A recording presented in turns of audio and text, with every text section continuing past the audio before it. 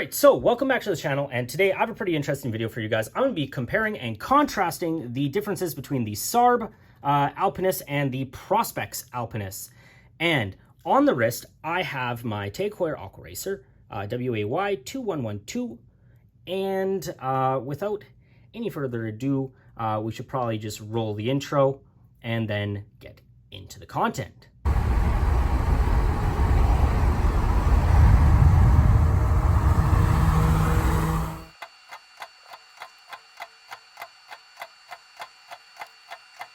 Now, obviously, if you do like the video, make sure to drop a like down below and subscribe to see more awesome stuff in the future.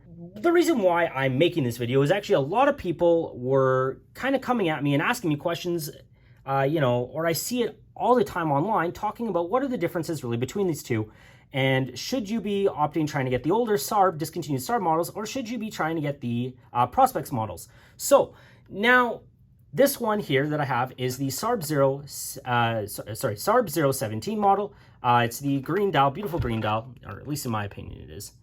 And if you are here in where I am in Western Canada, we are going through a heat wave right now, so my hands are going to be putting lots of sweaty fingerprints on stuff. So SARB 017 over here, and then you have the SPB 119J1. Prospex model over here. So I'm going to give you kind of a brief rundown on some of the specs on here, and then I'm going to talk to you about what my opinions are between the two and which one maybe you should be getting. Okay, so now both of them have a case size of 39.5 millimeters, and the difference here comes between the thickness. Okay, so thickness here on this one, the SARB 017, is 12 millimeters thick, whereas on the Ghost Alpinist, and that's what they call this is just over 13 millimeters thick. That's excluding the Cyclops. And so this is 13 millimeters thick. So it's a millimeter thicker, which, I mean, you won't really notice it that much. 20 millimeter lug width and a 46.3 lug to lug. So fairly compact. This makes this a great watch, just very compact. Both have a screw down crown at the 3 o'clock position, water resistant to 200 meters. Obviously, you can see with this, the 20 bar, and same on this dial as well, 20 bar. And then we want to talk a little bit about the movement, okay? So in here, powered by the 6R15, you got a 50-hour power reserve, hacking and hand winding, very respectable, for at least for the time period when it was released. And then with this guy, with the 6R35 movement, it has a 70-hour power reserve. So it's 20 hours up from there. That's almost a full day. You have also it does feature hacking hand winding. Duh, at this price point, it better. And then you have obviously your date at the 3 o'clock position. This one does have a magnifier, which some people, either love it or hate it. We'll get into that a little bit later. And then you have a little bit of differing with the writing on the dials. This one just says, here it says automatic, and then it says DiaShock 23 joules. Sorry, the hands are in the way, and then 20 bar. Whereas this one has the, now people are kind of complaining about this. It says the Prospex logo, automatic, and 20 bar. You also at the 4 o'clock position do have this crown, which turns the inner rotating bezel, which is your compass, which is a really cool feature. Although, will you actually use it in real life? Probably not. I mean, unless you're really an explorer, which obviously, I don't know, maybe you are, who knows. Also, just a note, this does not come on this bracelet. This is a strap code Oyster bracelet, so it's an aftermarket one. This is the factory bracelet, and this is the factory Seiko bracelet for the Ghost Alpinist, which I will kind of just discuss shortly. So now, obviously, no display case back on this guy. You just have, it's a little hair, just have the Alpinist logo on it and just some wonderful writing on there. Nothing to write home about, obviously. And then with this one, you have the movement, so a display case back, and you can see it just beating away there for you. Now, I'll get into my thoughts about that later on, but I just kind of want to rattle off your specs for you just quickly here. So display case back. Now the straps. Straps are, obviously this is it's a faux alligator strap. I mean, the color does work well with this style. The color looks amazing. But yeah, so faux alligator, and just a very simple, you know, tang or buckle here, and it's non-signed, and it is what it is. And obviously, with this guy, you have a deployant clasp, which is, you know, a little bit of an upgrade, I would say. And then also a signed, the clasp is signed, Seiko. So now, there are some differences that we just discussed. At the time, this was $620. So we're going to really talk about the price point and the price differences, and which I believe is kind of, you know, better. We're going to talk about some stuff. So now, $620, that's what this guy was, your retail MSRP. You'll be lucky to find one of these full kit for about $800. That's what they're kind of running for. Anywhere from, I've seen, about $800 to $950 for one that isn't completely thrashed. Okay, that's full kit, box and papers. Now, these guys, MSRP right now is $975. These are prices in Canadian, by the way. Canadian, $975. Now, because when they released them, this was back in 2020, and everybody was getting kind of, you know, all hype. People got on the Seiko hype train, and then all of a sudden they sell out. These resellers pick them up, and next thing you know, they're selling them for about $1,200 Canadian. So now back to that original price point, you're running at about a $355 difference at MSRP. Obviously, it kind of, based upon the current trends in pricing, I mean, if you can find this at MSRP at $975, whereas these things are trading at anywhere from about $800 to $900, even past $1,000, depending if they're really minty, it can get kind of dicey on which one should you be picking, really. And so now we're going to kind of get into subjective things.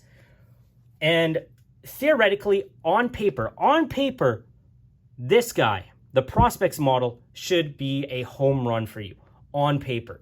The problem kind of stems from a little bit of other issues. So now, you're not really just interested in hearing about specs, you want to know about opinions. Which one's the better value? Which one should you be getting? So let's just kind of dive right into that. And first off, I'm going to talk about a little bit of the, you know, my beefs with kind of each one, or what I think could be done a bit better, and give you an overall opinion. Now, first off, why on earth are we not getting a signed crown on this model, especially at this price point? If you are paying almost $1,000 for a watch, I think it should have a signed crown. Same, like for instance, this one on the SARB 017 has a signed crown. Why on earth are we not getting a signed crown on this one? That's just my first thing. Second thing, Cyclops. A lot of people hate it. A lot of people think it's stupid.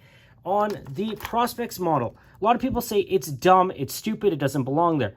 One, I think it's a good thing. I personally like the Cyclops. However, I think this Cyclops here, I don't know. It doesn't do it for me. It's weird. It's very bizarre. I think that on previous models, for instance, there's a pretty rare Japanese one, which is the SCV F009, which I can throw up a picture for you guys.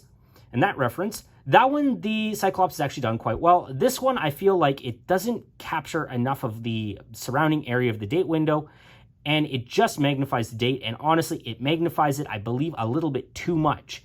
It's almost like when you're kind of like pulling back with a magnifying glass, and it kind of looks a little funky. That's what it is to me. It just, I don't know, it just doesn't jive too well.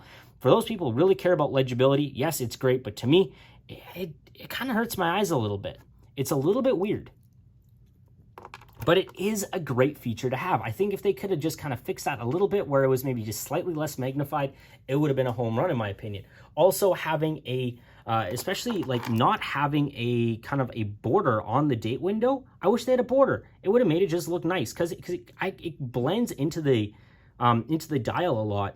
And, you know, obviously with this dial, it's kind of it's a white, right? And then obviously it's almost, I guess, almost like a little bit of a cream. But then you have this, which is a very like stark white on the date wheel, which it contrasts it kind of funky, in my opinion. Whereas this one, you have a very, very, you know, a clean, legible date window, which is black, mind you, and then you have white printing for the date, and you have a nice kind of just gold, you know, box around that date window. It's very legible, and to me, I like that. I like this look. I think it's very clean. It's very well executed.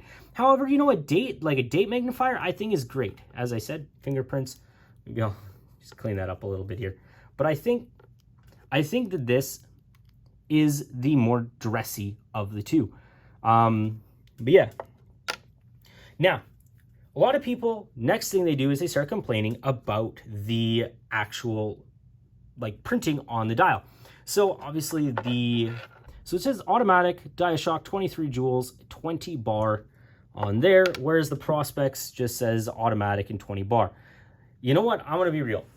This looks a little bit more dressy, looks a little bit more sophisticated. This logo, kind of a misplaced in my opinion. I just don't like the way the logo's sitting there. I think it's a little bit, I don't know. It's okay. It's not bad. It's more of a sporty vibe. That's what you're going for. I get it. This just looks a little bit more sophisticated.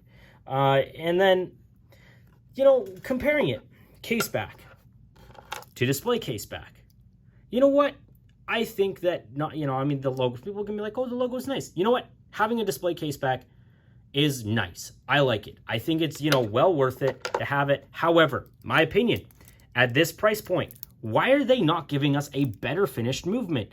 It's like only the rotor was finished in any sort of capacity. And I'm like, okay, cool. Like, please, why couldn't you just finish this a little bit nicer? That's just, I mean, maybe that's, I'm getting a little bit too picky, and maybe I want too much for a $1,000 watch or $975 Canadian. But that's just like, I just think personally, here, I won't put it that way. I just think personally that it should be better finished for the price point. A lot of micro brands are doing it better for that price point in terms of, like, you know, display case back finishing. Like, it's, I just think they could do things better. Now, comparing straps to strap, let's be real. This strap here, this leather strap is really, this is tough leather. It took a long time to break in, and it's not really that nice. Seiko is not, I'm gonna be real with you, Seiko doesn't make really nice leather straps. They make great dials. They make great dials and they make good watches, but straps, no, they're not good. This strap is not really that comfortable. I'll be real with you. That's why this is on this aftermarket strap code bracelet. It's a great bracelet, but these leather straps that are faux printed and or whatever aren't that good. I mean, mind you, this does look nice with the contrast white stitching. It's nice. But, you know, obviously the big thing here, simple tang, no signed or not signed, signed, and a deploying clasp. Obviously an upgrade.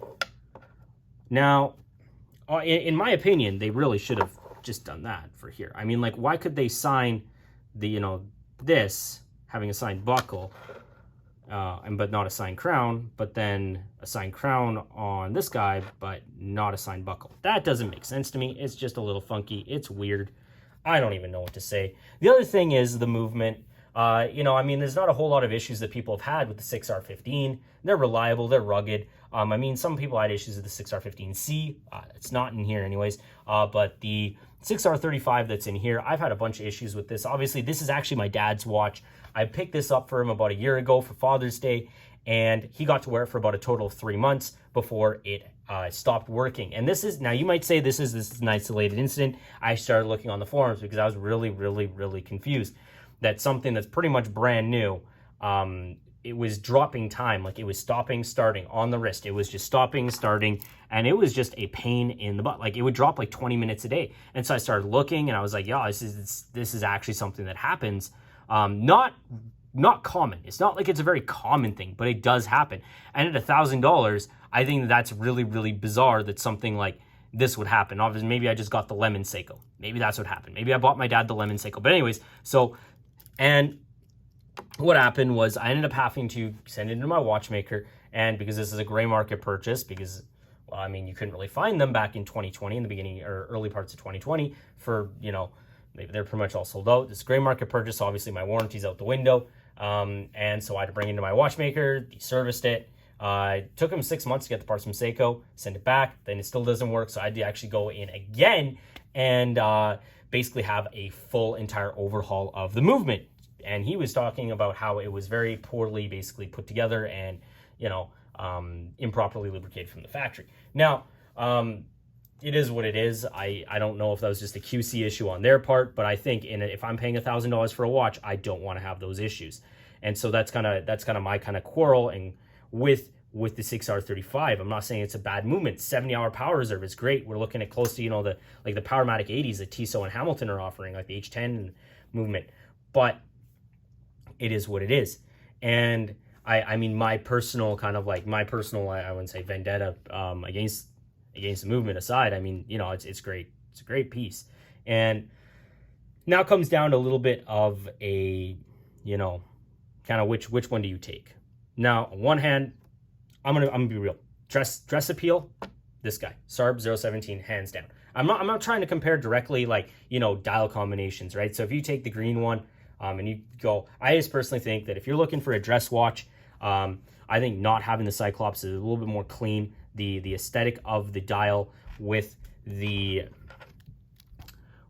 just this text is a lot more, in my opinion, clean, crisp, and it's more, in my opinion, dressy, especially with this leather strap, albeit I would put it on something else immediately because I personally don't like the strap on it, and it's not really that great of quality, in my opinion. Now, this guy,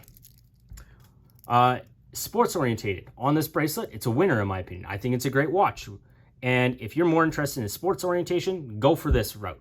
It kind of gives you almost like a Rolex Explorer 2 vibe. I like it. I don't think there's anything wrong with it. And I think that if you want something that's more sports orientated, this is the way to go. Overall, if I had to if I had to pick the exact, the green dial, I on paper, this should mop the floor with it. However, if I'm going for a dress watch aesthetic and I only want dress watch aesthetic, I will pick the SARB 017 any day of the week over the Prospex. If I want more of a sporty watch, I will go Prospex. The thing is, that bugs me just on this is the date magnifier. The Cyclops is just a little bit weird. That's it. I think it's weird. I'm not a big fan of the Prospex logo, but at the same time, it's not the end of the world. I think it is decent. It's good enough. It's almost like you wish you could merge the two together. The display case back, while it not being anything special, is a nice feature. Does it add a little bit to the thickness? Yup, but it is a nice feature. I am very happy that Seiko decided to include it. I just think it should be done better at the price point. Also, signed crown. I don't understand why we don't have that signed crown. I just don't. But overall, I would still probably go with the Prospex overall. I mean, the up in power reserve, having a 20-hour power reserve is a big deal. And obviously, if you're getting these close to MSRP value, I would be more inclined to take this one, even though, in my personal opinion, there are probably a few other watches that I would pick up before I consider getting one of these at MSRP, especially when, for instance, these things going for about 800 to 900 something, even more on the used market. These things are climbing and have climbed in value, and sometimes I don't really get it, but I do understand and appreciate. I think that Seiko does make some of the best dials out there, and I think this is no exception. And this one is also quite nice as well, and I think they did a fantastic job in the follow-up. There was a hit and miss on some things, but overall, I do believe this is an improvement. And I think that if you want the improved version, go with that one. However, just, roll the dice and be careful with the movement, and if there are issues, almost like, not that I told you so, but there could be something. This one, tried, true, great piece. It really comes down to whatever you want. I personally would go with the Prospex model. I have no issues going with this one if it were a dress piece. But overall, for everyday usage, I would probably go with that one, having that longer power reserve, especially if more watches in rotation. Heck, I just think this one is probably your winner overall. And there are some nice upgrades that they did do. Is it $355 worth of difference? Maybe, maybe not. But I do think that it could be worth it. But anyways, that's enough. I've kind of bored you with enough of that. But anyways, take care. Have a fantastic day. And I'll see you later.